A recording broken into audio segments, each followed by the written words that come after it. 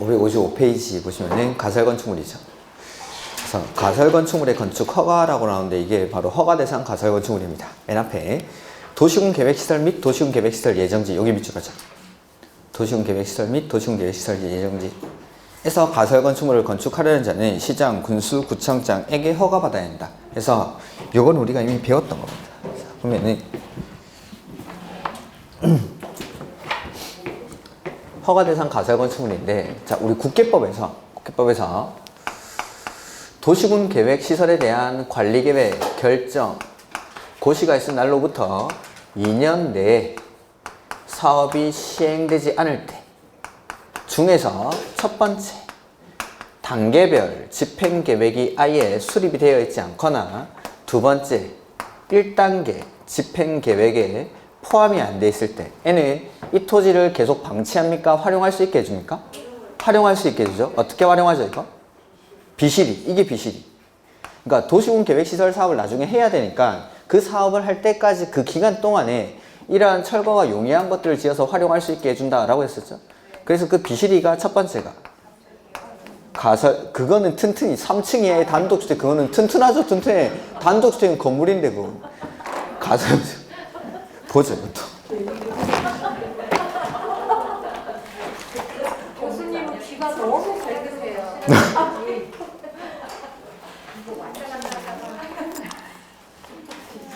12페이지, 노트에 12페이지 한번 보실까요?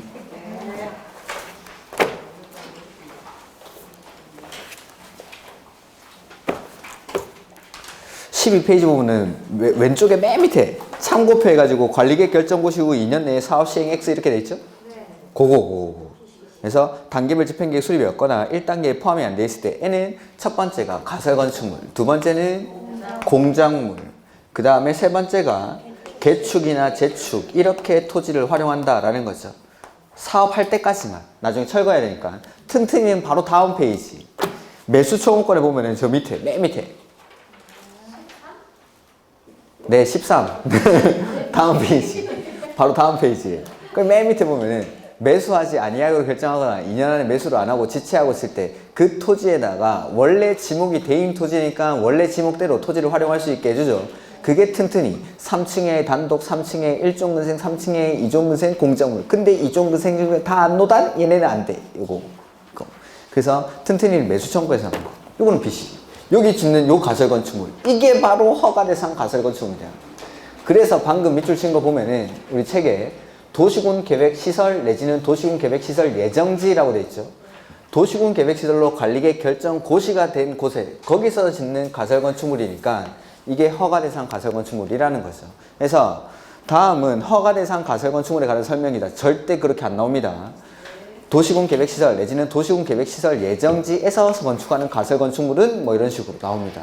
그러면은 도시군 계획시설 예정지 이런 말을 보는 순간 아 이게 허가대상 가설건축물이구나 라는 걸 알 수 있어야겠죠. 이렇게 이런 것들은 허가받고 다닌다. 그 다음에 그 밑에 가로 2번에 보시면은 시장 군수구청장은 해당 가설건축물의 건축이 다음의 어느 하나에 해당하는 경우가 아니면 위에 따른 허가를 하여야 한다. 다음에 해당하는 경우가 아니면 허가를 하여야 한다니까 다음에 해당하면 안 된다 이 말이죠. 1번 64조에 위배되는 경우 국계법 64조가 이거면 되거든요. 여기 써놓은 거. 그러니까 도시군 계획시설 예정지에서 단계별 집행계획 수립이 없거나 1단계에 포함이 안 돼 있을 때만 허가를 내어주겠다라는 거죠. 이런 경우가 아니면 허가를 할 수가 없다. 그 다음에 4층 이상이면 허가를 받을 수가 없죠. 4층 이상인 경우에는 허가를 내어줄 수 없으니까 그 옆에다가 제가 3층 이하인 경우에 허가를 받을 수 있다라고 써놓으라고 했죠. 4층 이상인 경우에는 허가를 받을 수가 없기 때문에 3층 이하이어야 한다. 그 다음에 3번 구조, 존치기간, 설치 목적 및 다른 시설 설치 필요성 등에 관해서 대통령령으로 정하는 기준의 범위에서 조례로 정하는 바에 따르지 아니한 경우에는 허가를 받을 수가 없죠. 그러니까 이 밑에 있는 것들은 이 기준에 따라야 한다라는 겁니다. 이 기준에 따르지 아니한 경우에는 허가를 받을 수 없으니까 이 기준에 따라야 한다. 해서 자, 이 도시군 계획시설 예정지에서 설치하는 가설건축물은 비실이죠. 그러니까 철근, 콘크리트조 내지는 철골, 철근, 콘크리트조에 해당하지 아니할 것. 이런 걸로 지으면 튼튼히 되니까. 그 다음에 존치기간은 3년 이내로 합니다. 3년 이내. 그 다음에 이 가설건축물을 위한 새로운 간성 공급 설비의 설치를 요하지 아니할 것. 그러니까 전기, 수도, 가스와 같은 것들을 못 쓴다라는 게 아니라 이 시설만을 위해서 새로운 간성 공급 설비의 설치를 요한다는 건 안 됩니다. 그 다음에 분양을 목적으로 하는 건축물이 아닐 것. 이게 허가 대상 가설 건축물의 요건. 오케이. 이런 것. 그 다음에 요게 이제 허가 대상 가설 건축물 해서 도시군 계획 시설이나 도시군 계획 시설 예정지에서 설치하는 가설 건축물이라서 국계법 64조 규정에 위배되면 안 되고 4층 이상이면 안 되니까 3층 이하여야 하고 비실이니까 철근 콘크리트조 내지는 철골, 철근 콘크리트조에 해당하지 아니할 것. 존치 기간은 얼마죠? 3년 이내. 그 다음에 새로운 간성 공급 설비의 설치를 요하지 아니할 것. 분양을 목적으로 하는 건축물이 아닐 것. 이게 허가 대상 가설 건축물, 즉 도시군 계획 시설이나 도시군 계획 시설 예정지에서의 가설 건축물 요건입니다. 그 다음 그 밑에 신고, 축조 신고라고 돼 있죠? 요거는 이제 신고 대상 가설 건축물입니다. 신고 대상 가설 건축물은 그 종류들이 시험에 나옵니다. 다음 중 축조 신고 대상 가설 건축물에 해당하는 것은, 해당하지 않는 것은 뭐 이런 식으로 해서 보면은 신고 의무라고 돼 있는데 재복구, 흥행, 전람회, 공사용 가설 건축물 등 대통령령으로 정하는 용도의 가설 건축물을 축조하려는 자는 대통령령으로 정하는 존치기간 3년 이내 미출. 그러니까 가설 건축물은 허가 대상이든 신고 대상이든 존치기간이 얼마죠? 3년. 가설 건축물은 무조건 존치기간이 3년입니다. 설치 기준 및 절차에 따라 시장, 군수, 구청장에게 신고한 후 착공하여야 한다. 신고 절차 이런 건 됐고 옆에 축조 신고 대상 가설 건축물의 종류가 나오죠. 이런 종류가 시험에 나오는데 첫 번째, 재해가 발생한 구역 또는 그 인접 구역으로서 시장, 군수, 구청장이 지정하는 구역에서 일시 사용하기 위해서 건축하는 것. 재복구용 현장 사무소 같은 걸 말하겠죠. 그 다음에 시장, 군수, 구청장이 도시 미관이나 교통, 소통에 지장이 없다고 인정하는 가설 흥행장, 가설 전람회장, 지역 축제 무대 같은 거라고 했습니다. 이런 것들이 전국 노래자랑 무대 뭐 이런 거라고 생각하시면 되겠죠. 그리고 그런 축제 같은 거 할 때 옆에다가 그 지역 특산물 팔죠. 그런 것들, 가설 점포. 그 다음에 3번, 공사에 필요한 규모의 공사용 가설 건축물. 그 다음에 전시를 위한 견본주택, 이게 모델하우스. 그 다음에 5번, 시장, 군수, 구청장이 도로변 등의 미관 정비를 위해서 지정 공고하는 구역에서 축조하는 가설 점포. 버스 정류장 옆에 껌 팔고 담배 팔고 하는데 그런데. 그 다음에 6번째, 조립식 구조로 된 밑줄, 경비용. 으로 쓰는 가설 건축물로서 밑줄, 연면적 10제곱미터 이하. 이런 숫자들이 최근에 좀 나오고 있어가지고 10제곱미터 이하. 그 다음에 7번, 8번, 9번, 10번 이런 것들 일단 놔둬요. 9번, 10번은 조금 이따 볼 겁니다. 그 다음에 저 뒷페이지에 15번에 야외 흡연실 밑줄 하시고 연면적 50제곱미터 이하. 기차역 같은 데 가면 있는 거죠. 이런 것들은. 그 다음에 앞에 보시면은 자, 방금 보시면 대부분 이제 규모가 작은 것들입니다. 10제곱미터 이하, 50제곱미터 이하였는데 9번, 10번에 도시지역 중 주거지역, 상업지역, 공업지역에 설치하는 농업, 어업용 비닐하우스로서 100제곱미터 이상. 그러니까 100제곱미터 미만인 것들은 그냥 설치할 수 있다겠죠, 아마도. 그러니까 생업 관련 시설이기 때문에 작은 것들은 그냥 해도 되는데 100제곱미터 이상인 것들은 축조 신고를 한다는 거. 그 밑에도 마찬가지. 연면적 100제곱미터 이상. 농사시설 관련된 건 다 100제곱미터 이상. 그래서 간이 축사용, 가축 분뇨 처리용, 가축 운동용 천막이라든지 비닐하우스 이런 것들. 이런 것들은 100제곱미터 이상. 오케이. 그래서 나머지 그 경비용 가설 건축물 이런 것들은 10제곱미터 이하, 야외 흡연실은 50제곱미터 이하 뭐 이랬었는데 요 농사 짓는 것들은 100제곱미터 이상. 이렇게 이런 숫자들이 최근에 몇 번 나온 적이 있습니다. 그 다음에 558페이지. 그래서 허가 대상 가설 건축물, 요거 도시군 계획 시설 예정지에서의 가설 건축물은 이런 요건들 봐두셔야 되고, 신고 대상 가설 건축물은 아까 종류들 그게 시험에 나옵니다. 신고 대상 가설 건축물. 그 다음에 허가 대상이든 신고 대상이든 존치 기간은 얼마였죠? 3년인데 이게 연장이 됩니다. 해서 그 존치 기간의 연장 보시면은 558페이지. 특별시장 군수구청장은 가설 건축물 존치 기간 만료 밑줄 30일 전까지 해당 가설 건축물 건축주에게 다음의 사항을 알려야 된다. 해서 언제가 만료일인지, 그 다음에 연장이 가능한지 이런 것들을 알려줍니다. 그러면 내가 연장을 하고 싶죠? 그러면 그 밑에 연장 절차 해서 허가 박스 안에 허가 대상은 며칠 전까지? 14일 전까지. 신고 대상은 7일 전까지 허가를 신청하거나 신고를 하면 연장을 할 수 있습니다. 이렇게. 자, 허가 대상이든 신고 대상이든 가설 건축물은 존치 기간이 얼마 이내로 하죠? 3년 이내. 그래서 존치기간 만료 30일 전까지 허가권자는 건축주에게 알려줍니다. 만료일과 연장 가능 여부를. 그리고 연장하고 싶은 사람은 허가 대상은 14일 전까지, 신고 대상은 7일 전까지 허가를 신청하거나 신고를 하면 연장할 수 있다라는 거. 그 다음에 가로 3번 연장 의제라고 돼 있죠. 자, 다음의 요건을 모두 충족하는 가설 건축물로서 건축주가 가로 2의 구분에 따른 기간까지, 가로 2에 따른 구분이 그게 14일 7일 전까지 시장 군수 구청장에게 그 존치 기간을 밑줄 연장을 원하지 않는다는 사실을 통지하지 아니하는 경우. 그러니까 더 이상 이제 쓰지 않겠습니다 라고 하지 않는 한 자동으로 연장이 됩니다. 존치 기간이 연장된 것으로 본다면죠. 해서 1번 박스 안에 1번에 기흥만 밑줄하죠. 공장에 설치한 가설 건축물.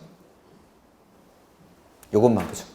그래서 공장에 설치한 가설 건축물은 그 허가 대상은 14일, 신고 대상은 7일 전까지 더 이상 쓰지 않겠습니다 라고 하지 않는 한 자동으로 연장이 됩니다. 요거는 그 다음에 가설 그 4번, 5번 이런 거 보지 마십시오. 그 다음에 건축물의 건축 절차라고 돼 있죠. 자, 아까 했던 거 다시 한번 해보면 자, 맨 처음에 허가를 신청하기 전에 입지 규모 사전 결정이라는 걸 신청하죠. 그 다음에 허가를 받습니다. 허가를 받고 나서 착공할 때는 공사 계획을 신고해주고, 그 다음에 착공을 해서 공사가 완료되고 나면 건물을 쓰기 전에 뭐 받죠?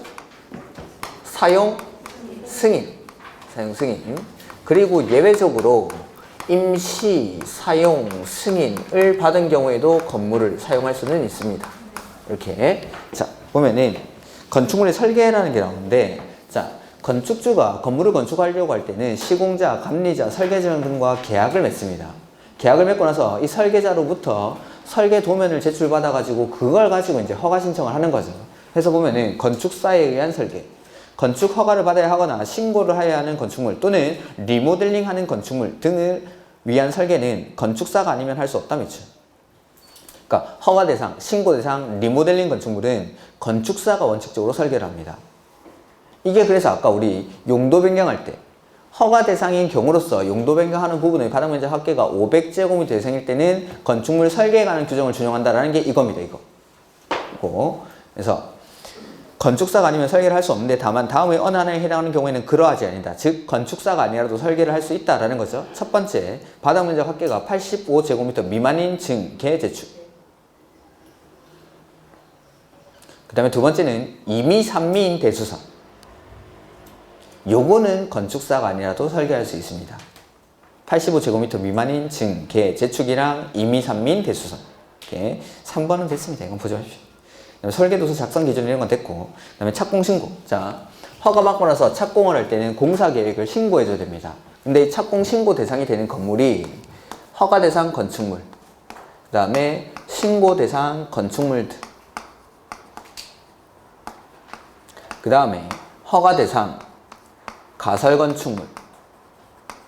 이 세 가지는 착공 신고를 해야 됩니다. 착공 신고를. 그리고 이 세 가지가 똑같이 사용 승인의 대상입니다. 이 세 가지. 자, 여기서 빠진 것들 한 번씩 써보면은, 자, 첫 번째가 협의 대상 건축물. 협의 대상 건축물은 허가나 신고에 가름해서 협의를 하는 거죠. 이렇게 협의한 건물은 따로 착공 신고를 하지 않습니다. 그 다음, 협의 대상 건축물은 아까 봤는데 사용 승인에 관한 규정도 준용하지 않는다라고 했죠. 대신에 뭐 하죠? 통보합니다. 통보. 협의 대상 건축물은. 그 다음에 신고 대상 가설 건축물은 착공을 하기 전에 먼저 축조, 신고라는 걸 합니다. 착공하기 전에. 그리고 나서 착공에 들어가서 공사를 하면 됩니다. 그냥 착공, 축조, 신고 대상 건축물은 착공하기 전에 신고한다. 해서 착공 신고 대상은 요 세 가지입니다. 허가 대상 건축물, 신고 대상 건축물, 허가 대상 가설 건축물. 해서 건축 허가 규정, 건축 신고 규정 또는 허가 대상 가설 건축물 쭉 밑줄. 맨 첫 줄에 건축 허가, 건축 신고, 허가 대상 가설 건축물 요 세 가지. 는 규정에 따라 허가를 받거나 신고를 한 건축물의 공사에 착수하려는 자는 건축주는 국토교통부 용어로 정하는 바에 따라 허가권자에게 공사 계획을 밑줄 신고하여야 한다. 요 세 가지만.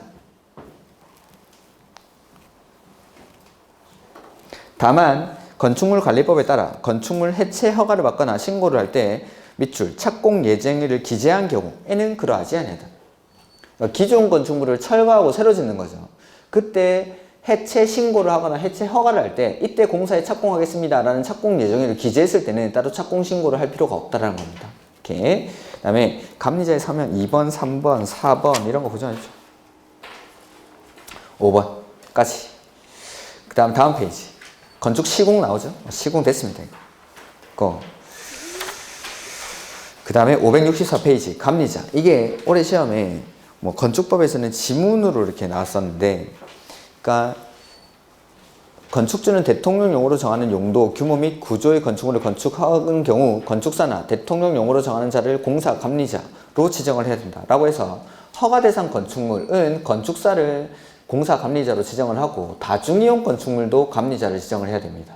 이렇게. 그러니까 허가 대상 건축물이나 다중이용 건축물, 그러니까 아무 건물에나 다 감리자를 지정하는 게 아니라 일정 규모 이상이 되는 것들, 허가 대상 건축물이라든지 그 다음에 다중이용 건축물들, 이런 것들에다가 감리자를 지정을 합니다. 이 대상을 안 적어놨는데 그것도 적어줬으면 좋을 텐데.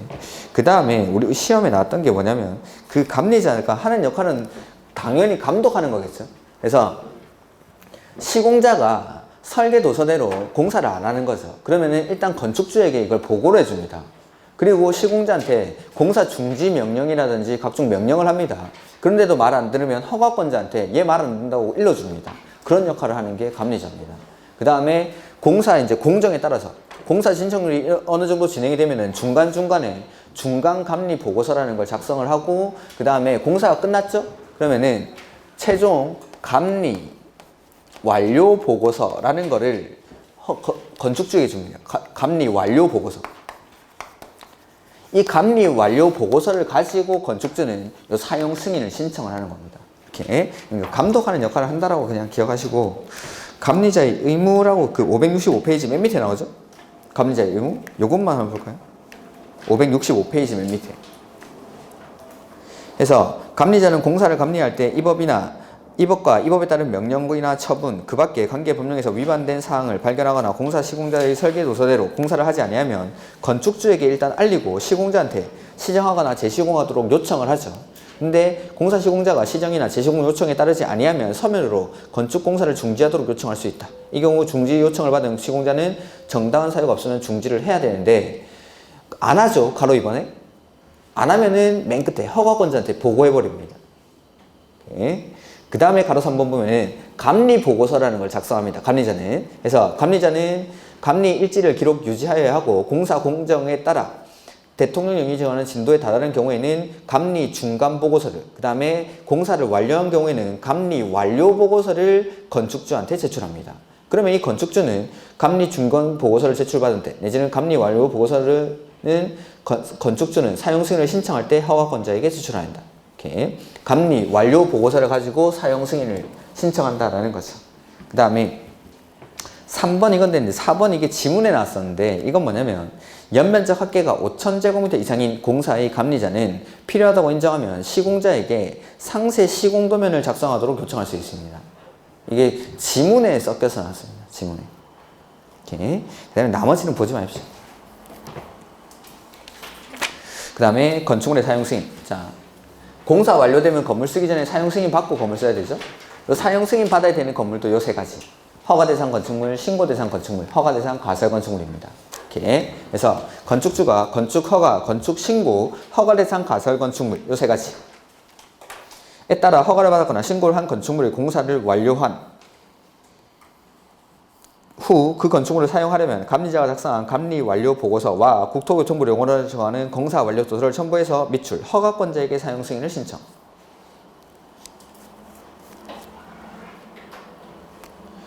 그 다음에 허가권자는 사용 승인을 신청받은 경우 국토교통부 용어로 정하는 기간 위에다가 쓰죠. 7일.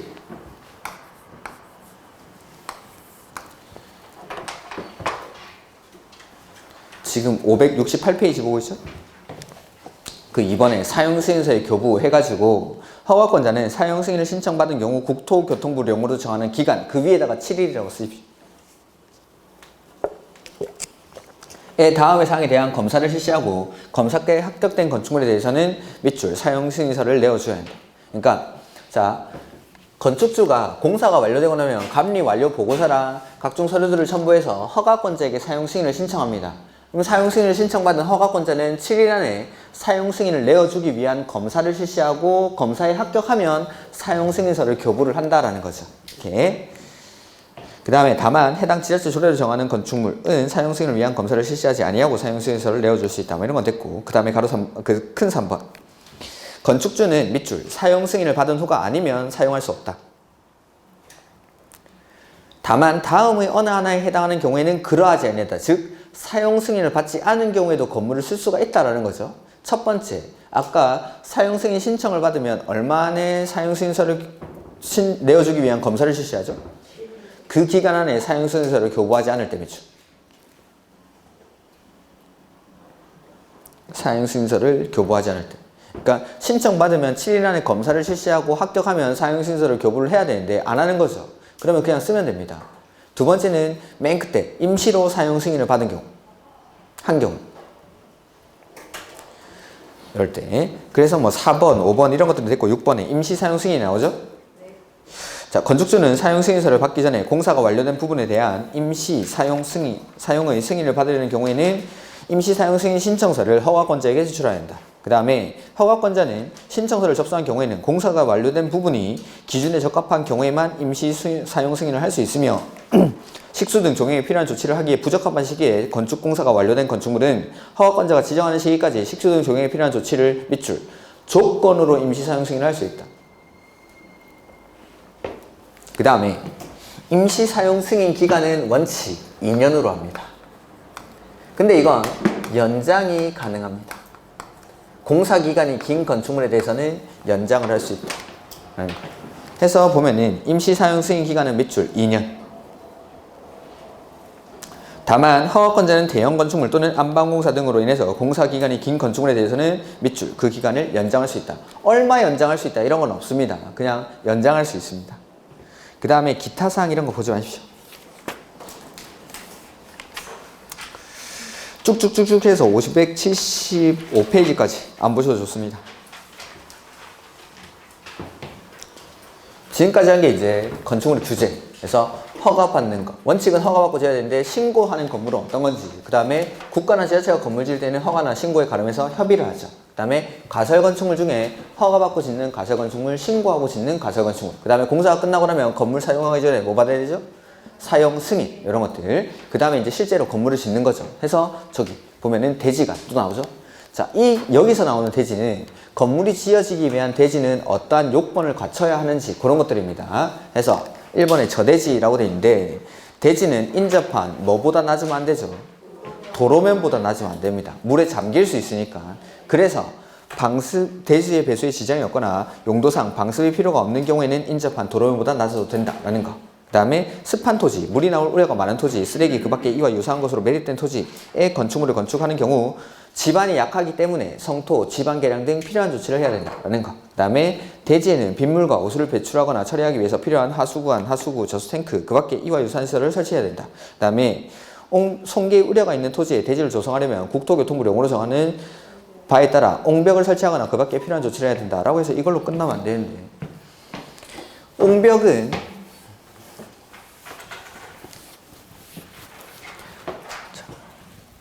성토, 절토하는 부분의 경사도가 1대 1.5 이상일 때 1대 1.5 이상이고 이 송계 우려가 있는 토지의 높이가 1m 이상일 때는 앞에 옹벽을 설치합니다.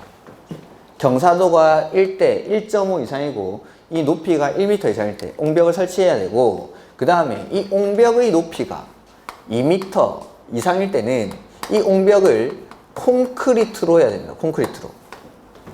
이렇게. 경사도는 1대 1.5 이상이고 높이가 1m 이상일 때 옹벽을 설치를 해야 되고 옹벽의 높이가 2m 이상일 때는 콘크리트로 해야 된다라는 거. 그 다음에 옹벽의 외벽면에는 요게 시험에 나왔었는데 지지를 위한 시설이나 배수를 위한 시설 외의 구조물은 튀어나오면 안 됩니다. 튀어나오지 아니하기 할 것. 그러니까 우리 지나다니다 보면 그 산 깎아놓은 데 이런 데 보면은 옹벽 같은 거 설치하죠. 그럼 밖에 보면은 그 물 차지 말라고 하수관 같은 거 이런 거 배관 같은 거 나와 있고 요 옹벽 무너지지 말라고 지지를 위한 시설 이런 것들은 튀어나올 수 있지만 다른 것들은 이 밖으로 튀어나오면 안 됩니다. 이게 시험을 나서 지지를 위한 시설이나 배수를 위한 시설 외의 구조물은 밖으로 튀어나오지 아니하게 할 것 이런 것들. 그 다음에 557페이지 굴착 부분에 대한 조치 이건 됐습니다. 그 다음에 3번 대지의 조경 면적이 거기 밑줄 200제곱미터 이상인 대지. 그러니까 대지 면적이 200제곱미터 이상이죠. 이런 데서는 조례로 정하는 바에 따라 조경을 해야 됩니다. 조경을. 다만 조경이 필요하지 아니하던 건축물로서 대통령용으로 정하는 건축물에 대해서는 조경 등의 조치를 하지 아니할 수 있으며 옥상 조경 등에 대한 기준은 따로 정한다 라고 되어 있는데 2번에 그래서 조경 등의 조치를 하지 아니할 수 있다면 이게 조경 의무가 배제되는 건물입니다. 그래서 숫자 나오는 것들은 조금 이따 보죠. 1번에 녹지 지역 있죠? 그 다음 페이지 9번에 자연환경 보전지역, 농림지역, 관리지역 묶어보면 녹지, 관리, 농림, 자연환경 보전지역이죠. 이런 것들은 왜 안 하는지 아시겠죠? 그 다음에 그 9번의 뒤에 가로 안에 지구단위 계획구역은 제외 밑줄 하죠. 지구단위 계획구역은 앞으로 개발할 거죠. 여기서는 조경을 해야 됩니다. 지구단위 계획구역은 9번 가로 안에 그 다음에 그 페이지 맨 위에 5번에 대지에 염분이 함유되어 있는 물 심으면 죽겠죠. 그 다음에 축사 심으면 뜯어먹겠죠. 그 다음에 20조 1항의 가설 건축물 이게 허가 대상 가설 건축물입니다. 허가 대상 가설 건축물은 조금 있으면 철거해야 되죠. 그러니까 안 합니다. 이런 것들. 그러니까 이런 것들은 이해만 하고 있으면 외우는 게 아니라는 거죠. 그 다음에 이제 숫자 나오는 것들 볼 건데 앞에 페이지 2번, 3번, 4번 묶여 있습니까? 그 공장이라고 했죠. 공장 2번, 3번, 4번 공장인데 자 2번에 공장은 대지 면적은 얼마죠? 5,000 미만 연면적 합계는 1,500 미만 그 다음에 산업단지 안에 있는 공장 그러니까 상대적으로 규모가 작은 공장들이죠. 이런 것들은 조경 의무가 배제됩니다. 대지 면적은 5,000 미만 연면적 합계는 1,500 미만 산업단지 안에 있는 공장 산업단지는 단지 자체적으로 조경을 하기 때문에 개별 건축물마다는 조경 의무가 배제된다라고 생각하시고 그 다음에 8번에 물류시설입니다. 물류시설 요것도 밑줄 연면적 합계가 1,500제곱미터 미만의 물류시설 근데 이건 가로 안이 중요합니다. 어디서는 반드시 해야 되죠. 주거지역이나 상업지역에서는 연면적 합계가 1,500 미만이라도 반드시 조경을 해야 됩니다. 이렇게 요 숫자 나오는 것들만 따로 기억하시고 나머지는 한번 읽어보시면 되겠죠. 그래서 공장 대지 면적은 5,000 미만 연면적 합계는 1,500 미만 그 다음에 산업단지의 공장 그 다음 물류시설 연면적 합계가 1,500 미만 다만 어디서는 꼭 해야 되죠. 주거지역이나 상업지역에서는 배제되지 않습니다. 이렇게 그 다음에 그 밑에 있는 게 옥상 조경입니다. 조경 기준에서 나오는 게 자, 건물의 옥상 부분에 내가 조경을 하는 거죠. 자, 옥상 면적이 300제곱미터인데 이 300제곱미터 전체를 조경을 했습니다. 그러면 이 옥상 조경 면적의 얼마까지를 대지 조경 면적으로 산정해 준다고 되어 있죠? 3분의 2라고 되어 있죠? 거기 밑줄 3분의 2. 그러니까 300제곱미터 전체에 조경을 하면은 이 중에 200제곱미터까지를 대지 조경 면적으로 산정할 수 있다라는 겁니다. 다만 그렇다 하더라도 조례로 정하는 대지 조경 면적의 얼마를 초과할 수 없습니까? 50%. 자, 이 지역 조례로 이 건물의 대지에는 100제곱미터의 조경을 해야 된다라고 정했다라고 해보죠. 자, 그럼 대지 조경 면적이 100제곱미터죠? 그러면 최대 200가지를 대지 조경 면적으로 산정해 줄 수 있지만 이 중에서 얼마까지? 50제곱미터까지만 대지 조경 면적으로 산정을 해준다라는 겁니다. 그럼 나머지 50제곱미터는 반드시 땅에다가 나무를 심어야 된다라는 거죠. 이렇게. 그래서 자, 옥상 부분에 조경을 하는 경우에는 3분의 2까지를 대지 조경 면적으로 산정할 수 있지만 대지 조경 면적의 최대 50%까지만 그 다음에 그 밑에 공개공지라는 게 나오죠. 그래서 공개공지라는 건 도시지역 안에 소규모 휴식공간을 말합니다. 아무나 와서 쉴 수 있는 소규모 휴식공간. 그래서 일정한 건물을 건축하려는 자는 자신이 대지 중에 일정 부분을 아무나 와서 쉴 수 있는 이 공개공지 등을 설치해서 제공하도록 하는 거죠. 그래서 공개공지에서는 논점이 첫 번째, 어떠한 건물을 지을 때 공개공지를 설치를 해야 되는지가 나오고, 두 번째는 어떠한 지역에 공개공지를 설치하는지, 그 다음에 세 번째는 공개공지는 얼마나 설치해야 되는지, 그 다음에 네 번째, 공개공지를 설치했을 때 어떠한 효과가 있는지, 이런 것들. 자, 대상 지역부터 보면은, 자, 공개공지라는 건 아무나 와서 써야 됩니다. 아무나 올 수 있는 지역이기 때문에 사람들이 많이 모이는 지역에 설치를 합니다. 자, 용도 지역 중에 가장 사람 많이 모이는 데가 상업지역. 그래서 모든 상업지역을 말합니다, 여기는. 그냥 상업지역이라고 되어 있으니까. 그 다음에 상업 기능이 포함된 데가 두 군데 있죠. 준주거지역, 준공업지역. 그 다음에 하나 더가 일반 주거지역까지. 그 다음에 하나 더 있죠. 시장, 군수, 구청장이 도시화의 가능성이 크다고 인정하는 지역이나 노후산업단지의 정비가 필요하다고 지정 공고하는 지역. 이런 데다가 공개공지를 설치합니다. 이렇게. 그 다음, 이 대상 건축물이 암기사항이죠. 아까 했죠. 종교시설, 운수시설, 문화집회시설, 판매시설, 업무시설, 숙박시설로 쓰는 바닥면적 합계가 얼마죠? 5,000 제곱미터 이상인 건물에는 공개공지를 설치해야 된다 라고 해서 요게 종우나 5,000원짜리 문화상품권 파는데 없어? 이렇게. 그래서 이 업무시설이 의료시설로 바뀌면 그게 다중이용 건축물. 근데 업숙? 요거는 공개공지 설치 대상 건축물. 의숙? 요거는 다중이용 건축물. 이렇게. 그래서 이런 것들입니다. 여기까지 보면은 공개공지의 설치라고 되어 있죠. 578페이지 맨 밑에. 다음의 어느 하나에 해당하는 지역의 환경을 쾌적하게 조성하기 위해서 대통령용으로 정하는 용도와 규모의 건축물은 일반이 사용할 수 있도록 대통령용으로 정하는 기준에 따라 소규모 휴식시설 등의 공개공지 내지는 공개공간을 설치해야 한다 해서 대상 지역이 그 옆에 나오죠. 일반 주거, 준주거, 그 다음에 모든 상업지역, 그 다음에 준공업지역, 그 다음에 시장, 군수, 구청장이 도시화의 가능성이 크다고 인정하거나 노후 산업단지의 정비가 필요하다고 인정해서 지정 공고하는 지역, 이런 데다가 공개공지를 설치해야 됩니다. 이게 설치 대상 지역. 그 다음에 그 밑에 나오는 게 공개공지 대상 확보 건축물이라는 게 나오죠. 그래서 다음의 어느 하나에 해당하는 건축물의 대지에는 공개공지 또는 공개공간을 설치해야 한다. 그 뒤에 밑줄 하죠. 공개공지를 설치할 때는 밑줄 필로티 구조로 설치할 수 있다. 해서 대상 건축물이 종우나 5,000원짜리 문화상품권 파는데 없숙입니다. 그 다음에 3번에 공개공지 확보 면적 및 설치시설 나오는데, 자, 공개공지는 해당 대지 면적의 10% 이하에서 설치를 합니다. 10% 이하. 건축 면적 아니고 대지 면적. 그리고 이 공개공지 면적에 포함시킬 수 있는 게 조경 면적이나 매장 문화재, 현지 보존 조치 면적을 이 공개공지 면적에 포함해서 산정할 수가 있다라는 거. 그 다음에 자신의 대지 중에서 10%만큼을 아무나 와서 쉴 수 있도록 제공을 했죠. 착하니까 각종 규정들을 완화해 주는데 법에서는 건폐율, 용적률, 높이를 완화할 수 있다라고 규정을 합니다.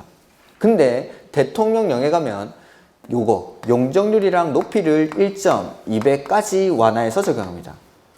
그러니까 법에서는 건폐율, 용적률, 높이를 완화할 수 있다. 근거는 있지만 대통령령에서는 용적률이랑 높이를 1.2배까지 해서 보면은 공개공지 면적은 대지 면적의 10%죠.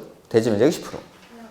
이 경우 조경 면적과 매장 문화재, 현지 보존 조치 면적을 공개공지 등의 면적으로 할 수 있다라는 거. 그 다음에 설치 시설 보면은 공개공지 등을 설치할 때에는 모든 사람들이 환경 친화적으로 편리하게 이용할 수 있도록 기능자 또는 조경시설 등 건축 조례를 정하는 시설을 설치해야 된다. 그 다음에 건축 기준의 완화. 이게 효과죠. 어떤 효과가 발생하는지. 해서 건축물에 공개공지 등을 설치하는 경우 다음의 범위에서 대지 면적에 대한 공개공지 등의 면적 비율에 따라 건폐율, 용적, 55조, 56조, 60조가 건폐율, 용적률, 높이입니다. 이렇게. 법에서는 그러니까 건폐율, 용적률, 높이를 완화할 수 있다라고 규정을 하는데 박스 안에 보면 용적률 밑줄, 높이 밑줄. 그러니까 대통령령에서는 용적률이랑 높이만 얼마까지 완화하죠? 1.2배까지. 1.2배까지.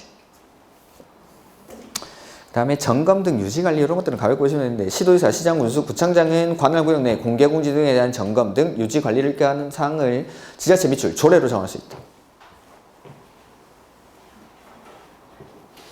그 다음에 가로 2번에 누구든지 공개공지 등에 물건을 쌓아놓거나 출입을 차단하는 시설을 설치하는 등 공개공지 활용에 저해되는 행위를 해서는 안 된다라는 거고, 그 다음에 나머지 그 박스는 보지 마십시오. 그 다음에 5번에 보면은 공개공지 설치 대상이 아닌 건축물에 대한 준용이라고 되어 있죠.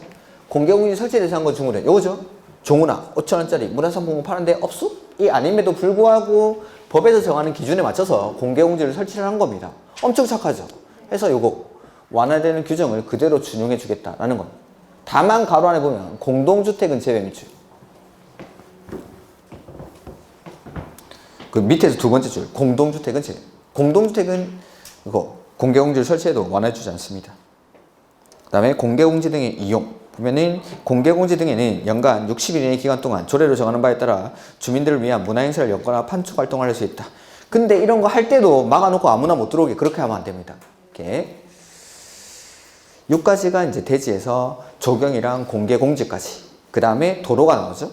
자, 그러니까 여기서 말하는 도로라는 건 다른 법에서는 도로가 될 수 있어도 건축법에서는 이 요건을 갖춰야 건축법에서 도로로 인정하겠다는 겁니다. 건축법에서 도로로 인정받기 위해서는 밑줄 보행과 자동차 통행이 가능한 밑줄. 그러니까 사람만 다닐 수 있으면 안 되고 차만 다닐 수 있어도 안 되고 둘 다 가능해야 됩니다. 보행과 자동차 통행이 가능한 원칙은 너비 얼마 이상? 4m 이상의 도로를 건축법에서는 도로로 인정하겠다라는 거. 이렇게. 그 다음에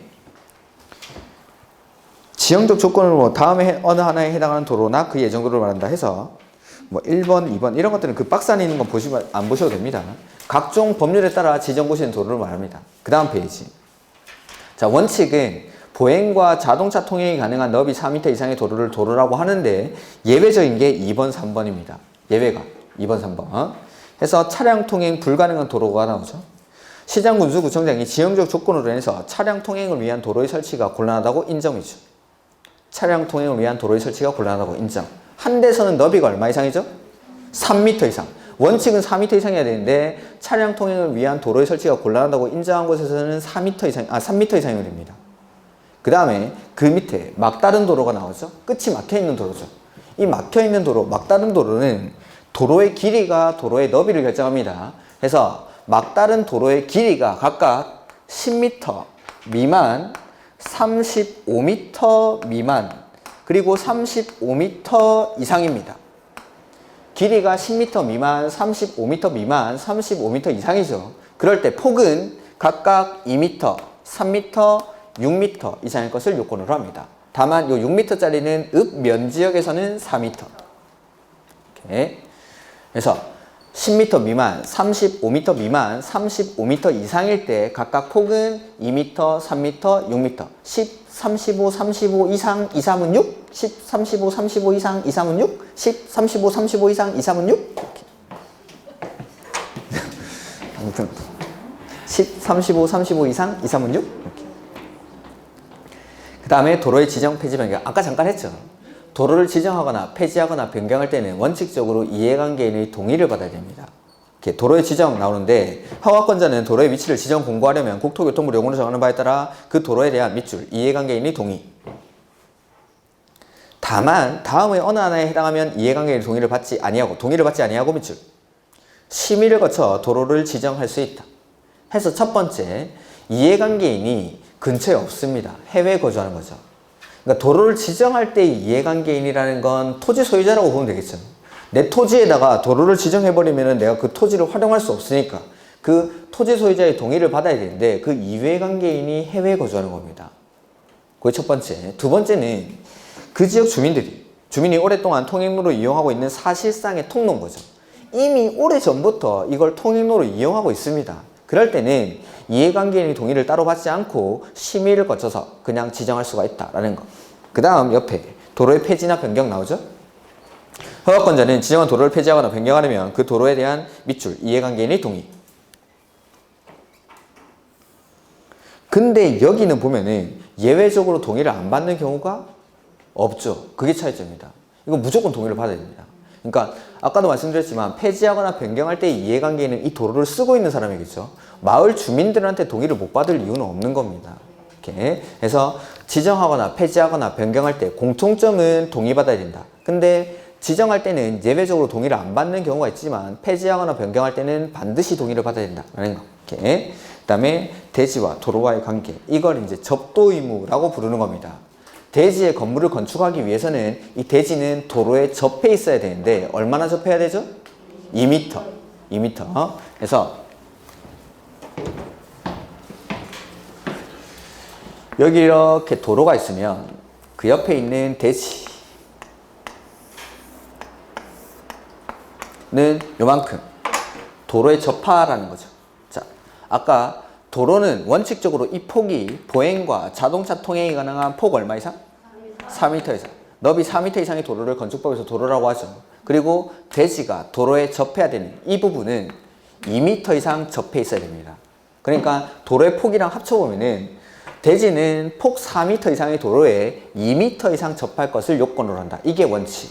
해서 이 2m 이상 접해 있어야 이 대지 안에 있는 건물에 차량이라든지 사람이 출입을 할 수가 있겠죠. 그래서 폭 4m 이상의 도로에 2m 이상 접할 것을 요건으로 한다. 근데 예외적으로 접하지 않아도 되는 경우가 있습니다. 자, 도로에 접해야 되는 이유는 건물에 출입하기 위해서 접하라는 거죠. 그럼 출입에 지장이 없을 때는 접하지 않아도 된다는 거죠. 해서 1번에 해당 건축물 출입에 지장이 없다고 인정하는 것. 두 번째는 건축물 주변에 광장, 공원, 유원지, 그 밖의 관계 법령에 따라 건축이 금지되고 공중의 통행에 지장이 없는 공지로서 허가권자가 인정한 것이 있는 경우 그 공지로 왔다 갔다 하면 됩니다. 그 다음에 세 번째는 농막. 이럴 때는 도로에 접하지 않아도 된다라는 것. 그 다음에 그 밑에 기준의 강화라고 되어 있죠. 자, 이건 더 큰 건물은 더 넓은 도로에 더 많이 접하라는 겁니다. 해서 밑줄 연면적 2000제곱미터 이상, 공장은 3000제곱미터 이상, 인 건축물은 의 대지는 너비 얼마 이상이죠? 6m 이상의 도로에 얼마 이상? 4m 이상 접할 것을 요건으로 한다. 이렇게. 자, 다시 대지는 원칙 얼마 도로에 접해야 되죠? 2m 이상 접할 것을 요건으로 하죠. 건물에 출입하기 위해서. 그래서 접하지 않아도 되는 경우가 첫 번째, 건물의 출입에 지장이 없을 때, 두 번째는 허가권자가 인정한 공지가 있을 때, 세 번째는 농막, 그리고 더 큰 건물, 연면적 2000제곱미터 이상, 공장은 3000제곱미터 이상, 인 건물은 너비 얼마 이상? 6m 이상의 도로에 얼마 이상 접하면 되죠? 4m 이상 접할 것을 요건으로 한다. 이렇게. 그 다음에 이제 건축선이라는 게 나오죠.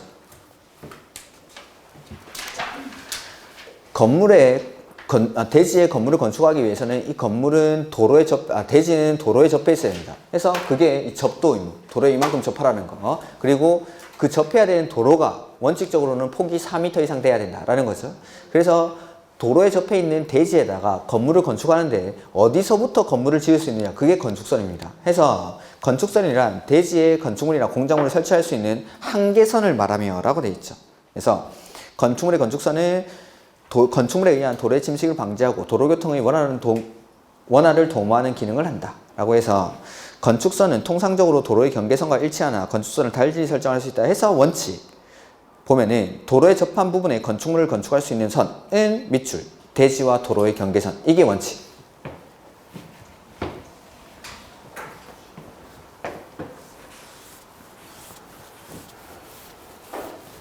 그래서 건축선이라는 건 건물을 건축할 수 있는 가능선 내지는 한계선을 말한다라는 거죠. 해가지고 자, 여기 도로가 있는데 여기 옆에 대지가 있다라면 내가 여기서 건물을 건축할 수 있는 선은 원칙은 대지와 도로의 경계선, 여기입니다. 여기서 안쪽으로, 요 안쪽으로 건물을 짓는 건 되지만 요 바깥으로는 튀어 나오지만 한계선이나 가능선, 의무선이 아니라는 거죠. 의무선이라면 반드시 이 선에 맞춰서 건물을 지어야 되는데 의무선이 아니기 때문에 최대 여기까지 건물 지을 수 있어 라는 게 건축선입니다. 이렇게. 그래서 원칙은 대지와 도로의 경계선을 말하는데 예외적으로 건축선을 따로 지정하는 경우가 있습니다. 자, 이 지역에 필요한 도로의 소요 너비가 4m라고 가정을 해보죠. 근데 이 폭이 2m밖에 안 됩니다. 그러면 요거는 건축법에서는 도로로 인정받을 수 없다는 거죠. 다른 법에서는 몰라도 건축법에서는 도로로 인정하지 않습니다. 그러면은 내가 이 대지에다가 토지에 건물을 짓기 위해서는 앞에다가 4m짜리 도로를 만들어주지 않으면 이 토지 전체를 내가 활용할 수가 없습니다. 그래서 자, 소요너비에 미달한 도로, 2m짜리 도로가 있을 때 양쪽 옆에 대지가 있다고 보죠. 이렇게 양쪽 옆에 대지가 있을 때는 이 둘 다 건물을 못 짓고 있겠죠? 그럼 둘 다 도로 부지를 같이 부담하면 됩니다. 그래서 지금 여기서 4m짜리 도로를 만들어 줄 건데 이럴 때는 같이 부담하면 되니까 여기 도로의 중심선으로부터 소요 너비의 2분의 1씩을 똑같이 각각 후퇴를 해서 여기에다가 건축선을 지정을 합니다. 이게 소요 너비의 미달한 도로에서의 건축선. 근데 반대편에 대지가 있는 게 아니라 경사지나 하천, 철도, 선로부지 이렇게 건축이 금지되는 토지가 있는 거죠. 그럼 이 사람은 이쪽으로 물러날 이유가 없죠. 내가 이걸 다 부담해요. 4m짜리 도로를. 그러면은 반대편에 건축이 금지되는 이런 토지가 있을 때는 내가 4m를 다 부담을 해야 되니까 여기서부터 경사지 등이 있는 도로의 경계선으로부터 소요 너비만큼을 후퇴합니다. 소요 너비. 4m라고 하지 마시고 문제에서는 물론 대부분이 4m로 나오겠지만 소요 너비는 다른 걸 수도 있는 겁니다. 제가 이제 얘를 4m로 든 거고. 그러니까 자, 양쪽 옆에 대지가 있을 때는 어디서부터? 도로의 중심선. 중앙선은 도로교통법에 나오는 거고 공법에서는 중심선. 중심선으로부터 소요 너비의 2분의 1씩을 각각 후퇴한 선. 근데 반대편에 경사지, 하천, 철도, 선로부지 등이 있을 때는 경사지 등이 있는 여기 도로의 경계선으로부터 얼마만큼? 소요 너비만큼의 수직거리를 건축선으로 한다라는 거. 해서 보면은 2번 예외라고 되어 있죠. 585페이지. 소요 너비의 미달한 도로에서의 건축선 해서 소요 너비에 꼭 4m는 아닙니다. 이건 소요 너비에 못 미치는 너비의 도로인 경우에는 그 중심선 매출 으로부터 소요 너비의 얼마? 2분의 1의 수평거리만큼을 물러난 선을 건축선으로 하되 그 도로의 반대쪽에 경사지, 하천, 철도, 선로부지 그 밖에 이와 유사한 것이 있는 경우에는 밑줄 그 경사지 등이 있는 도로의 경계선에서 얼마만큼? 소요 너비에 해당하는 수평거리의 선을 건축선으로 한다. 그 다음에 하나 더 중요한 거. 자, 여기 노란색 빗금치는 이 부분 내지는 빨간색 빗금치는 이 부분. 여기는 자, 원래 내가 건축선을 이렇게 후퇴하기 전까지는 건물 지을 수 있는 땅이었습니까? 없는 땅이었습니까? 없죠. 2m짜리 도로에 접해 있을 때는 원래 처음에 건물 못 짓죠. 원래는 이 토지 전체의 건물을 못 짓는데 노란색만큼, 빨간색만큼을 후퇴하고 나니까 나머지 부분에 이제 건물을 건축할 수 있게 됐죠. 그러니까 이 노란색 빗금치는 빨간색 빗금치는 이 부분은 처음부터 건물을 지을 수가 없는 땅입니다. 대지라는 건 건물이 지을 수 있거나 지어져 있는 땅을 말하는 건데 처음부터 대지가 아니라는 거죠. 그래서 대지 면적을 산정할 때 이 부분은 제외합니다. 거기 아마 그림에 나와 있죠. 그 좀 진한 음영 처리되어 있는 그 부분. 저도 제 노트에 이 음영 처리를 하고 싶었는데 그걸 어떻게 하는지 몰라가지고 제가 차 못했는데 내년까지는 꼭 색칠을 해놓겠습니다. 내년에는 보지 마십시오, 그 책을. 그래서 그 음영 처리된 이 부분은 대지 면적 산정할 때 제외된다는 거. 뭐 이상한데 형아버지 칠하면 안 되는데 그거 갖고 오십시오, 나중에. 이상한데 칠하면 안 되는데. 그 다음에 이게 이제 소요 너비에 미달하는 건축선이고 시장, 군수, 구청장이 지정하는 건축선 해서 이걸 지정 건축선이라고 부르는 겁니다. 뭐냐면 이건 자, 여기 도로가 10m짜리 도로가 있습니다. 폭이 충분한 너비의 도로가 있죠. 그 옆에 대지가 있는데 허가권자가 건축물의 위치나 환경을 정비하기 위해서 지 마음대로 도시지역에서 4m까지 건축선을 임의적으로 이렇게 후퇴를 시켜버리는 겁니다. 이걸 지정건축선이라고 합니다. 이렇게 건축물의 위치나 환경을 정비하기 위해서 한번 읽어보면은 시장, 군수, 구청장 밑줄 하시고 시가 제한에서 건축물의 위치나 환경을 정비하기 위해서 필요하다고 인정하면 다음의 대통령령으로 정하는 범위에서 건축선을 따로 지정할 수 있다. 이걸 지정건축선이라고 합니다. 그리고 이걸 지정하고 나면 고시해야 된다라는 건데 박스 안에 1번 시장, 군수, 구청장은 밑줄 도시지역에서 4m 동그라미 이하의 범위에서 건축선을 따로 지정할 수 있다. 그렇게 지정하고 나면 지자체 공보 내지는 일간신문 인터넷 홈페이지 등에 공고하여야 하고 그 다음에 그 기간 안에 공람시켜주는 기간 안에 의견 있는 사람은 의견을 제출할 수 있다라는 거죠. 다음 페이지. 이거는 그게 중요한 게 아니라 이 부분. 자, 이 부분은 원래 건물 지을 수 있는 땅이었습니까? 네. 충분한 너비의 도로에 접해 있으니까 건물 지을 수 있는 땅이죠. 근데 이걸 허가권자가 자기 마음대로 임의적으로 4m를 후퇴시킨 겁니다. 근데 이걸 만약에 대지 면적에서 빼버리면은 토지 소유자들이 가만히 있지 않을 겁니다. 예를 한번 들어볼까요? 자, 이게 뭐 도시지역이니까 상업지역이라고 해보죠. 평당 아주 싸게 쳐가지고 한 1,000만 원 한다고 해봅시다. 평당 1,000만 원. 자, 이 길이가 10m만 되면 10m에다가 4m 들어갔죠? 면적이 40제곱미터입니다. 10평이 넘죠? 10평이다 치고 그럼 1억이면 1억. 1억을 허가권자가 지 마음대로 이렇게 침범해버리죠? 가만히 있지 않겠죠? 당연히 이건 대지 면적에 포함을 시켜줍니다. 자, 내가 대지를 가지고 있을 때 당연히 이 대지를 전부를 다 덮을 수는 없죠? 건폐율 때문에. 그러니까 어차피 비워둬야 되는데 그 비워두는 공간은 이쪽으로 하는 거죠. 그러면 나머지 공간에다가 내가 건폐율이나 용적률에서는 손해보는 바 없이 건물을 다 지을 수 있는 겁니다. 이게 지정 건축성. 이렇게.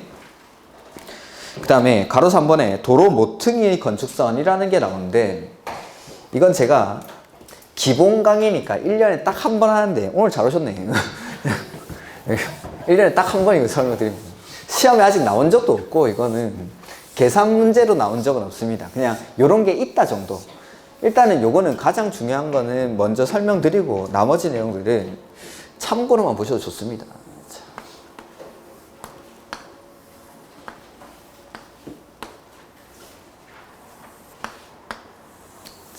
이렇게 사거리가 있는데 이 도로의 폭이 되게 좁은 겁니다. 이럴 때, 자, 근데 내가 여기 대지를 하나 가지고 있다라고 해보죠. 이 대지에 보니까 모퉁이가 4개가 있죠. A, B, C, D 중에서 이 도로랑 각을 이루는 부분은 어디죠? A. 그래서 가각전제라고 되어 있습니까? 이걸 가각전제라고 부르는데 가자가 이제 도로입니다. 도로랑 각을 이루는 부분, 즉 A. 도로랑 각을 이루는 A 부분을 전제, 잘라내겠다 이겁니다. 해서 이렇게 잘라내가지고 여기는 건물 짓지 마. 이게 가각전제입니다. 도로가 좁으니까 차량의 회전 반경이 확보가 안 되겠죠. 그런 것들을 확보하기 위해서 이 모퉁이 부분을 잘라내는 거. 이걸 가각전제라고 부릅니다. 이렇게. 그럼 얼마나 잘라내? 그게 그 밑에 있는 표입니다. 그 밑에 있는 표. 일단은 제일 중요한 거. 이 표는 뭐 모르셔도 상관없는데 요 노란색 삐끔친 요 부분. 이거는 대지 면적 산정할 때 제외합니다. 이것만 아셔도 됩니다. 이거는 원래 건물 못 짓는 땅입니다. 이런 것들은 차량의 회전 반경을 확보하기 위해서 건물 못 짓게 막아버리는 것이니까 여기는 건물 못 짓는 땅. 대지 면적 산정할 때 제외한다. 그것까지는 이제 시험에 나왔던 거고 그 표를 지금부터 한번 해볼 건데 자 앞에 보면 교차각이라는 게 나오죠? 그 교차각이 이 각도를 말합니다. 여기 A의 각도. 해서 이 A 그 각도가 90도 미만이거나 90도 이상 120도 미만인 경우. 그러니까 이런 것들. 그 다음에 당해도로랑 교차도로라는 게 나오는데 당해도로의 너비가 6m 이상 8m 미만, 그 다음에 4m 이상 6m 미만인 경우, 그 다음에 교차도로의 너비가 역시 6m 이상 8m 미만, 4m 이상 6m 미만, 그리고 여기도 교차각이 90도 이상 120도 미만일 때 6m 이상 8m 미만, 4m 이상 6m 미만일 때 각각 4, 3, 3, 2, 3, 2 만큼을 후퇴하겠다라는 겁니다. 자, 일단은 중요한 게 여기 후퇴하는 거리 요거 말고 위에 썼던 거 교차각이랑 당해도로, 교차도로 이런 것들이 끝에 숫자가 다 미만으로 끝납니다. 이하 아닙니다. 미만입니다. 미만. 그러니까 이 교차각이 좁을 때 가각선제를 하는 게 아닙니다. 좁을 때 합니다. 좁을 때. 그리고 도로도 좁을 때 하는 게 아니라 좁을 때 합니다. 좁을 때. 미만일 때. 싹 다 미만. 이런 뒤에 나오는 숫자들이 다 미만입니다. 미만. 이렇게. 이러고 그 다음에 이 4, 3, 3, 2, 3, 2 요거는 뭐냐면 자 읽어보면은 도로 모퉁이의 건축선 너비 8m 미만인 도로의 모퉁이에 위치한 대지의 도로 모퉁이 부분의 건축선은 그 대지에 접한 도로의 경계선의 교차점 이 대지가 접한 도로의 경계선의 교차점이 여기죠. 여기 교차점. 도로의 교차점. 여기서부터 도로의 경계선을 따라 다음의 표에 따른 거리를 각각 후퇴한 두 점. 다음의 표에 따른 거리 4, 3, 3, 2, 3, 2, 2, 2 요걸 여기 교차점으로부터 동일한 거리를 각각 후퇴를 요렇게 하는 거죠. 이렇게 이 교차점, 요 두 점, 이 두 점을 연결한 선 여기를 건축선으로 하겠다라는 겁니다. 그러니까 요 안쪽으로 건물 지어라는 거죠. 그래서 여기 요 부분에는 건물을 지을 수 없다라는 겁니다. 이렇게 해서 그 밑에 숫자들이 나오는데 혹시나 몰라서 진짜 계산 문제를 한 번만 해보는데 자, 이 교차각은 정해져 있습니다. 90도입니다. 90도. 이 교차각이 90도가 아닐 때는 문제를 풀 수가 없습니다. 교차각이 90도가 아닐 때, 자, 뭐 여기서 이 토지의 대지 면적을 구해라 라고 하면은 이 사각형 면적에서 삼각형 면적을 빼줘야겠죠? 그러면은 대지 면적을 구하기 위해서는 삼각형 면적을 구할 수 있어야 됩니다. 근데 교차각이 90도가 아니다. 그러면은 이 삼각형 면적을 구할 때 사인, 코사인이 필요합니다. 사인, 코사인 가지고 삼각형 면적 구할 수 있으신 분 눈치 없이 손들지 말고 없죠? 그러니까 이거는 각도가 90도로 정해져 있는 거다. 각도가 90도일 때는 이제 직각삼각형 면적은 구할 수 있죠? 요 곱하기 요거 해서 나누기 이해하면 되죠. 자, 교차각이 90도다 라고 하면은 위에서 찾아야 됩니까? 밑에서 찾아야 됩니까? 밑에서. 이거 미만, 다 미만이라고 했죠. 그러니까 이건 아니, 이거 아니고 여기서 3, 2죠? 3일 확률은 25%, 2가 될 확률은 75%. 정답 2. 그냥 2. 2m로부터 합니다. 2m로. 자, 보면은, 자, 당해도로랑 교차도로인데, 이거는 뭘 당해도로도 하든 상관없습니다. 내가 이걸 당해도로로 했다. 라고 하면 이게 교차도로가 되고, 이게 당해도로가 됐다. 이게 교차도로가 됩니다. 이 표를 이렇게 봐도 되는데, 집에 와가지고 이렇게 보면 이게 똑같이 생겼습니다. 그러니까, 어떤 걸 당해도로로 잡든지 상관없습니다. 자, 여기를 6m라고 해보고, 여기를 4m라고 해보죠. 자, 이쪽이 더 넓은. 이걸 6m, 이걸 4m. 자, 이걸 당해도로라고 하겠습니다. 그러면은 당해도로가 4m면은 여기서 내려가겠죠? 이렇게 내려오고. 그 다음에 교차도로가 6m죠? 그러면은 여기서 해가지고 만나는 지점. 요거만큼을 2m, 2m를 후퇴하는 거죠. 그럼 삼각형 면적이 얼마가 되죠? 2제곱미터가 되겠죠. 그러면 이 사각형 면적에다가 2제곱미터를 빼주면은 대지 면적이 나오는 겁니다. 이렇게. 근데 이게 3이 되려면은 당해 도로도 6m나 7m, 교차로도 6m나 7m가 될 때만 3이 될 수 있습니다. 그러니까 하나쯤은 왠지 요 뒤에 걸 내겠죠. 요 뒤에 걸. 그러다 보면은 대부분이 이제 2m가 되는 겁니다. 이렇게 해서 구하는 건데 뭐 시험에 나온 적은 없습니다. 일단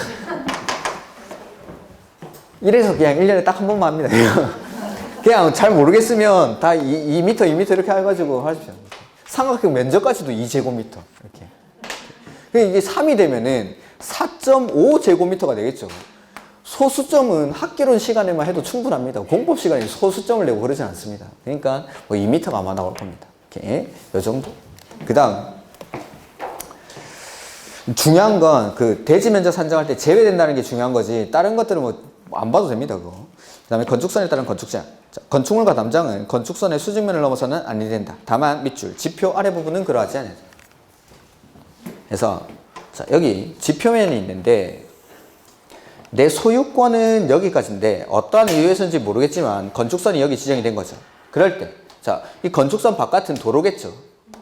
그러면은 건축물과 담장은 건축선의 수직면을 넘지 않는 구조로 요 안쪽으로 건물을 지으라라는 거죠. 다만 건축선을 지정하는 이유는 보행과 자동차 통행에 방해가 될까봐 건축선을 지정하는 거죠. 그러니까 지표 아래 부분 보행과 자동차 통행에 방해가 안 되는 이 부분은 튀어나와도 된다. 내 소유권까지 지어도 된다라는 거죠. 이렇게 지표 아래 부분은 그러하지 않는다. 그 다음에 도로면으로부터도 밑줄에 넣죠. 도로면으로부터 높이 얼마까지? 4.5m 이하에 있는 부분은 창문이나 출입문을 열었을 때도 수직면을 넘지 않는 구조로 차라든지 사람들이 가다가 칠 수 있으니까 이렇게 이런 것들이 건축선.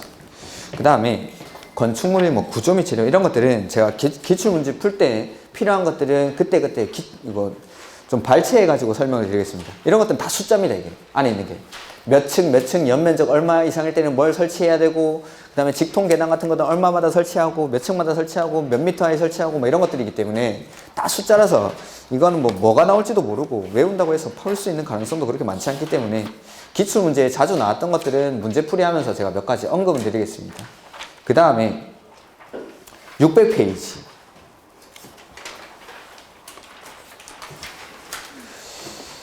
지역, 지구의 건축물 이렇게 돼 있죠? 요거는 우리 국계법에서 한번 한 적이 있는데 노트로 보면은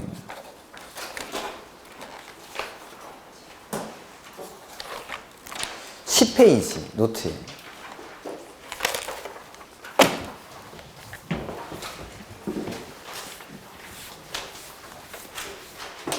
10페이지 밑에 쪽에 보면은 대지가 둘 이상의 용도 지역, 지구, 구역에 걸치는 경우 이렇게 돼 있죠?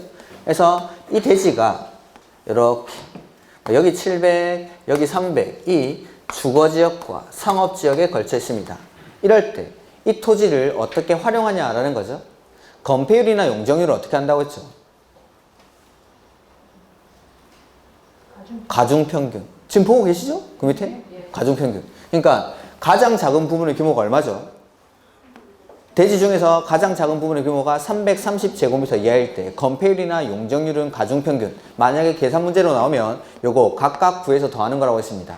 그 다음에 건축 제한은 대지 중 가장 넓은 면적에 속하는 용도 지역 등에 관한 규정을 적용한다 하는 거. 그래서 이 상업지역은 상업지역이긴 하지만 상업지역에 맞는 건물을 짓는 게 아니라 주거지역에 맞는 건물을 지어서 토지를 활용한다 라고 했었죠. 그 다음에 예외적으로 도로변을 따라서 띠 모양으로 지정된 상업지역에서는 그 기준이 660제곱미터로 바뀝니다. 그 다음에 건물이 고도지구에 걸쳐있죠? 그럴 때는 대지랑 건물 전부에 대해서 고도지구에 관한 규정을 적용하고 역시 건물이 방화지구에 걸치는 경우에는 어디에 대해서만? 건물에 대해서만. 땅은 불에 안 타니까 건물에 대해서만 방화지구에 관한 규정을 적용하지만 방화지구와 방화지구가 아닌 곳의 경계가 방화벽으로 구획된 경우에는 방화지구에 대해서는 그대로 방화지구에 관한 규정을 적용하지만 방화지구가 아닌 곳에 대해서는 그러하지 아니하다. 그 다음 대지가 녹지지역과 그 밖의 지역, 지구, 구역에 걸치죠? 그럴 때는 각각 원칙은 각각 녹지지역과 그 밖의 지역, 지구, 구역에 걸칠 때 원칙은 각각인데 가장 작은 부분이 녹지지역이고 그 부분의 규모가 330제곱미터 이하일 때는 작은 녹지지역을 큰 부분으로 흡수해서 써주겠다라고 했죠. 그 다음에 역시 녹지지역에 있는 건물이 고도지구나 방화지구에 걸치는 경우에는 각각이 아니라 고도지구나 방화지구에 관한 규정을 적용한다. 그거랑 똑같습니다. 여기. 그래서 보면은 자, 600페이지에 원칙 해서 대지가 이 법이나 다른 법률에 따른 지역, 지구, 구역에 걸치는 경우에는 대통령령으로 정하는 바에 따라 그 건축물과 대지 전부에 대해서 밑줄 과반 이 속하는 지역, 지구, 구역의 건축물 및 대지에 관한 이 법, 즉 건축법 규정을 적용한다라는 거죠. 자, 여기 면적을 바꿔보죠. 주거지역 600, 상업지역 400. 자, 국계법 규정을 적용할 때는 이럴 때는 각각 쓰는 겁니다. 가장 작은 부분이 330제곱미터 이하가 아니니까. 근데 이 대지 전체에다가 건축법 규정을 적용하려고 합니다. 이럴 때는 기준이 얼마였죠? 과반. 그러니까 과반이 지금 주거지역이죠. 그러니까 건축법 규제를 적용할 때는 이 대지 전부에다가 주거지역의 기준에 따라 건축법 규정을 적용을 하겠다라는 겁니다. 주거지역.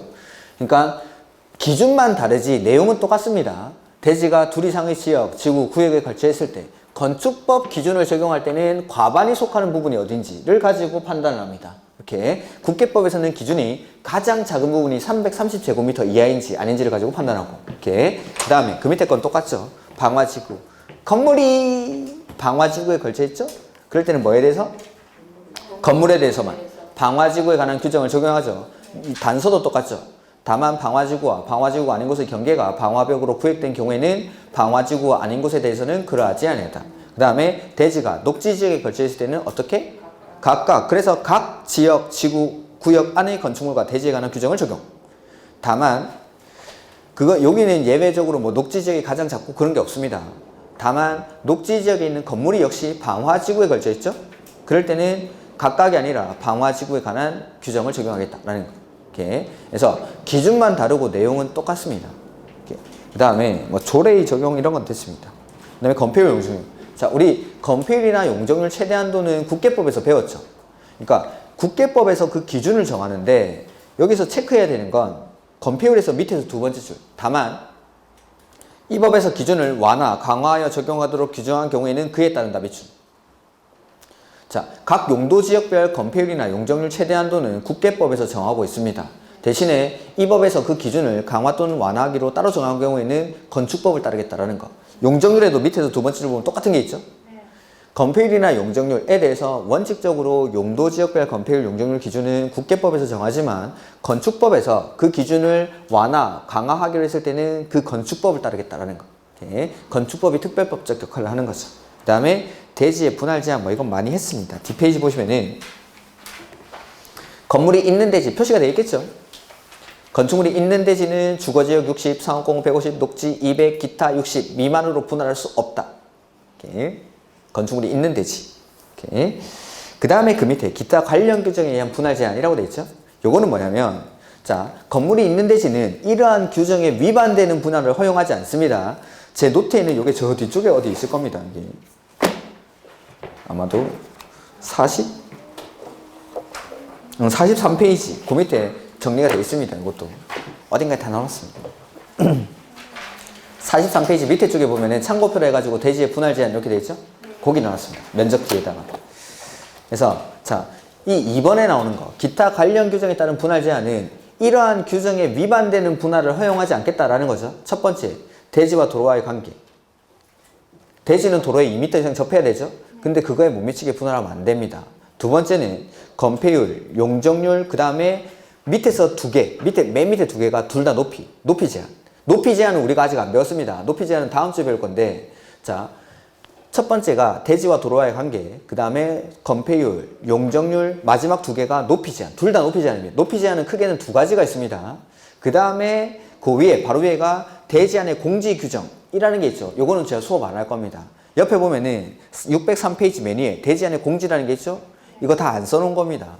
엄청 많습니다. 어떤 지역에서는 얼마만큼 숫자가 엄청 나오는데 그거 그냥 안 할 겁니다. 해봤자 맞추기가 힘드니까.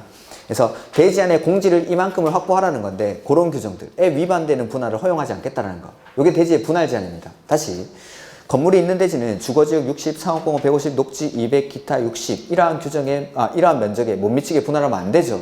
근데 건물이 없는 대지는 분할할 수는 있습니다. 다만 난개발을 유발할 수 있으니까 국계법에서 우리가 배웠던 게 허가 받고 분할해라 이거죠. 건물이 없는 대지는.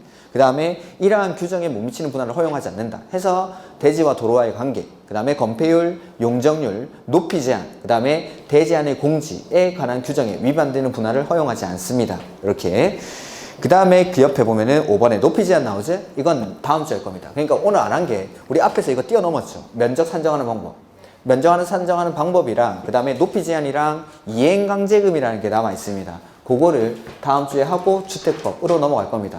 좀 다음 주에 주택법을 끝까지 못 할 건데 주택법은 안 하면 안 되니까 제가 5월 첫째 주까지 해가지고 주택법이랑 농지법까지 다 끝낼 겁니다. 그거는 하고 나서 이제 5월 달에 나머지 부분에 한 7주든 8주든 남으면은 그걸로 수업을 끝내드릴 겁니다. 자, 오늘 수고 많으셨고 다음 주에 뵙도록 하겠습니다. 수고하셨습니다.